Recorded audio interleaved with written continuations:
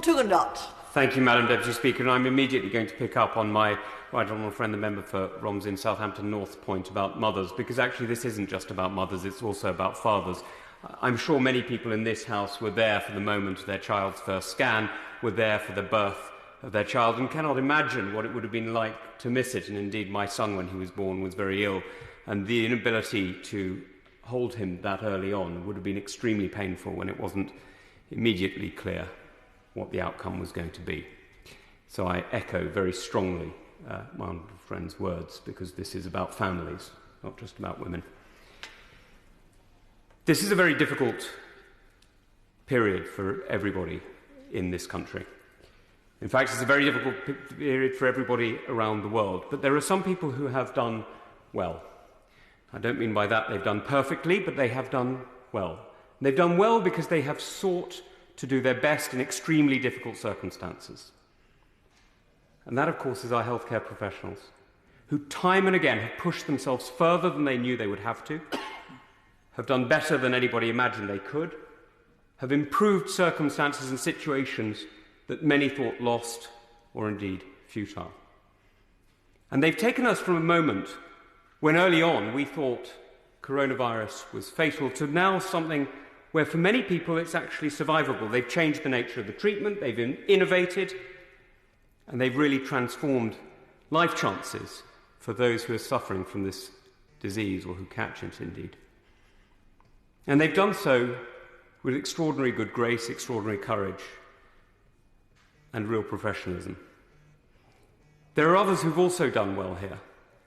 And I must say, I pay huge tribute to the civil servants in the Department of Health and the Treasury, who have been innovative and thoughtful and creative. And indeed, yes, also to the ministers, who've listened, encouraged, and no doubt innovated themselves.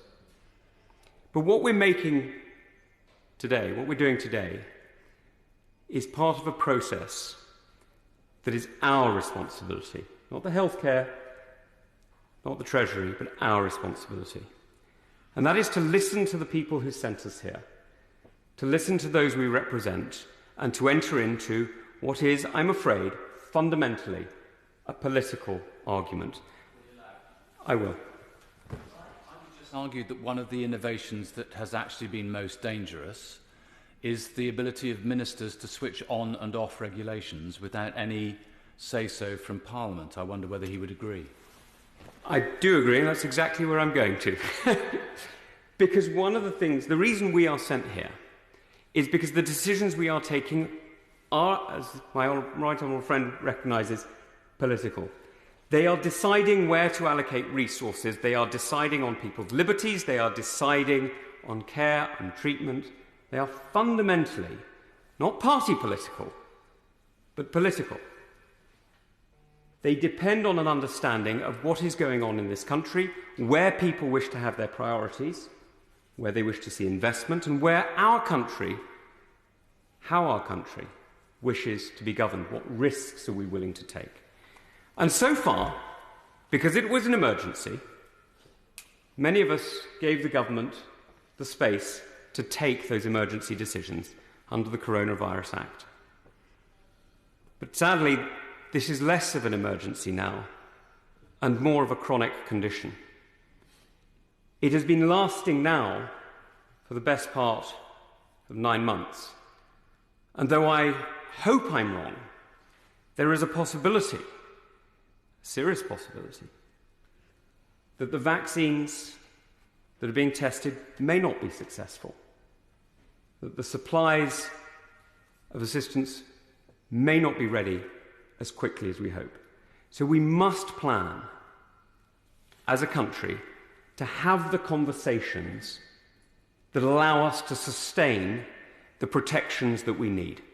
Because the government is right. We must protect people.